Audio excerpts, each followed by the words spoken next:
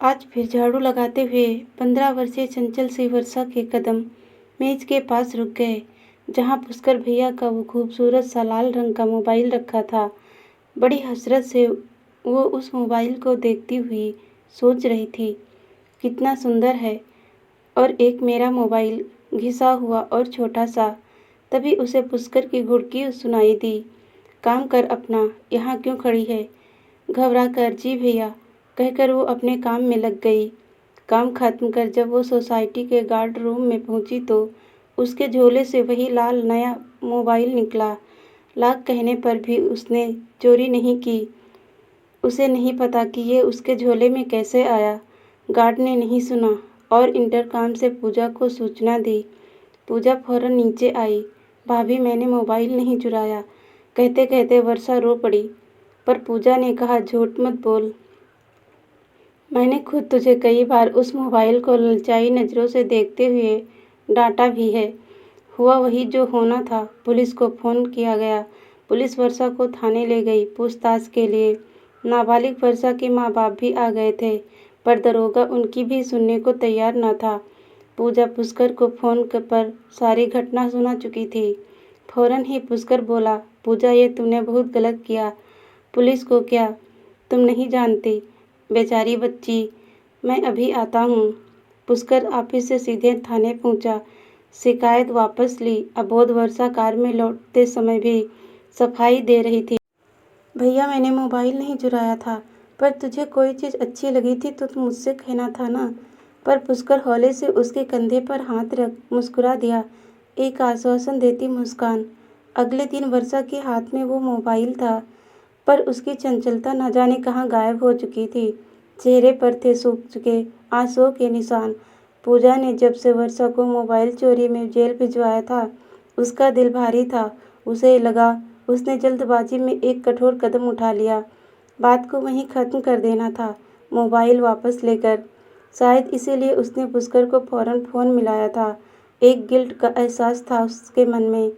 और जब पुष्कर वर्षा को छुड़ा कर ले आया तो उसको हल्कापन लगा। पर वर्षा का उदास चेहरा उससे देखा नहीं जाता था।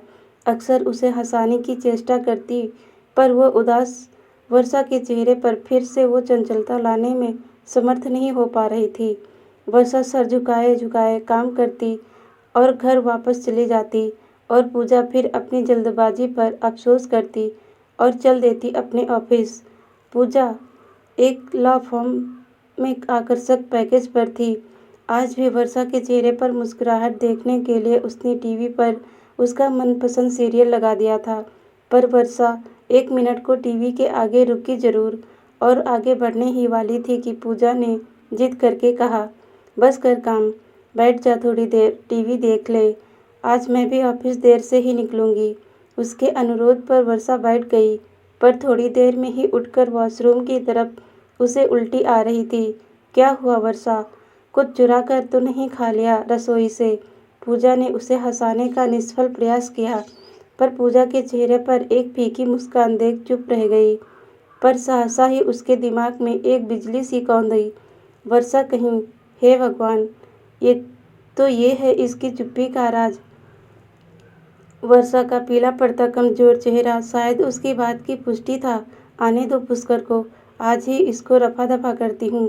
ये नीच लोग नीच ही रहेंगे। इतनी गिरी हरकत पैसे के लिए। पूजा का दिमाग भी क्रोध में काम नहीं कर रहा था। फ़ोन करके अपनी तबीयत खराब होने की सूचना दे उसने छुट्टी ले ली। वर्षा को विदा कर उसने दरवाज़ा बंद किया और चुपचाप बिस्तर पर लेट गई। गरीबी भी क्या क्या नहीं करवाती। सैकड़ों विचार बदलियों की तरह उसके दिमाग में उमड़ घुमड़ रहे थे। अचानक ही उसके दिमाग में एक बिजली सी कौंधी। वो उठी, ड्रॉर खोल उसने वो मोबाइल ढूंढा, पर वो वहाँ नहीं था। कहाँ गया? पुष्कर को मोबाइल ड्रॉर में रखते देख चुकी थी। इस समय उसके विचार तेजी से दौड़ रहे थे। कुछ सोच उसने उस लाल मोबाइल का नंबर डायल किया। फ़ोन फौरन उठा लिया गया। हेलो, उधर से एक पतली थकी हुई आवाज़ सुनाई दी। फौरन ही पूजा ने फ़ोन काटा। वर्षा की आवाज़ पहचानने में उसने कोई गलती नहीं हुई। तस्वीर उसकी आंखों के आगे स्पष्ट होती जा रही थी। इस बार उसने वर्षा पर कोई शक नहीं किया। अपनी आंखों के कोने में अटक गई पानी को उसने हल्के से पोंछा वॉश बेसिन में जाकर आंखों पर पानी की छींटे दिया। अगले दिन पुष्कर के ऑफिस निकलने के बाद उसने वर्षा को अपने पास बुलाया। जी भाभी। खामोश सी वर्षा उसके पास आकर खड़ी हुई। 2 मिनट उसका चेहरा ध्यान से देखने के बाद अचानक वर्षा ने खींचकर उस मासूम सी बच्ची को सीने से लगा लिया। अब वर्षा अपने को न संभाल सकी। उसका रोना बढ़ता ही जा रहा था। रोते रोते उसकी हिचकियां बन चुकी थी और निरंतर उसका सर और पीठ सहलाती पूजा भी कब अपनी आंखों से बहने वाले आंसुओं को रोक पा रही थी। चुप हो जा, सब ठीक हो जाएगा, ये दिलासा उसे दे। उसके हाथ में एक पर्चा थमाकर कहा, वर्षा, माँ को मेरे ऑफिस भेज देना। दोपहर को जब वर्षा की माँ मालती उसके ऑफिस पहुंची, तब तक वो अपने अभिन्न सहयोगी और मित्र को पूरा किस्सा बता चुकी थी। अपना शक भी। पागल हो क्या पूजा तुम? अपने ही हाथों अपने घर को आग लगा दोगी? अभिनव ने उसकी तरफ शंका से देखते हुए कहा।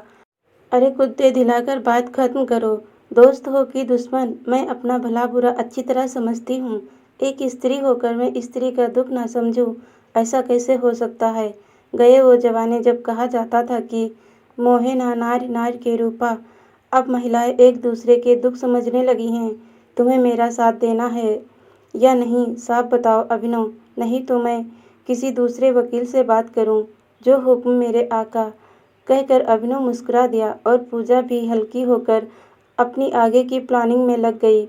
उसे वर्षा की माँ को पूरे 2 दिन लगे समझाने और बेटी का साथ देने में, तैयार करने में, वरना तो उसने कोई कसर नहीं छोड़ी थी वर्षा को जी भर के कोसने और गाली देने में। आगे का घटनाक्रम तेजी से घूमा। ऑफिस के लिए तैयार होते पुष्कर को उसने वर्षा के प्रेग्नेंट होने की सूचना दी तो वो एक सिद्धहस्त अभिनेता की तरह पहले तो चौंका, फिर अरे तुम क्यों इस चक्कर में पड़ती हो? इन छोटी कौमों में ये रोजाना घटने वाली घटनाओं की तरह है, कहकर निकलना चाहा। नहीं पुष्कर, ये छोटी सी बात नहीं है। मुझे अपने एक वकील साथी से पता चली जो गरीबों के केस अक्सर मुफ्त लड़ दिया करता है। उसने अपनी एक मुवक्किल वर्षा और उसकी माँ के बारे में बताया, जो अपनी बेटी पर हुए अत्याचार को लेकर उसके पास पहुंची थी। पूजा पुष्कर के चेहरे पर आते जाते रंग भी बाखूबी देखती जा रही थी। पुष्कर, वर्षा ने पूरी घटना बताते हुए तुम्हारा नाम बता दिया है। अभिनव से ही मुझे पता चला। अभिनव ने ही उसे गर्भपात न कराने और डीएनए की सलाह दी है। अब तक पुष्कर का कंठ भरभरा चुका था।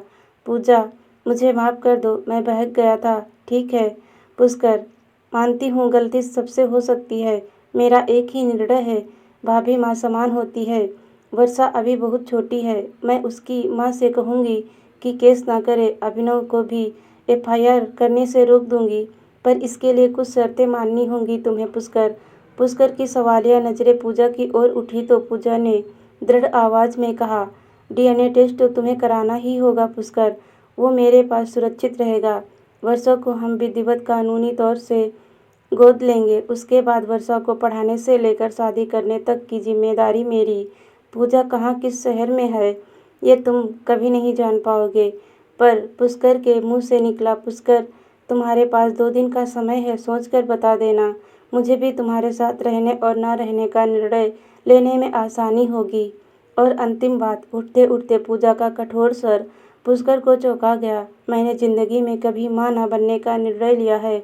मेरे लिए एक ही बेटी काफ़ी है और तुम्हारे कुकर्मों के लिए ये सज़ा।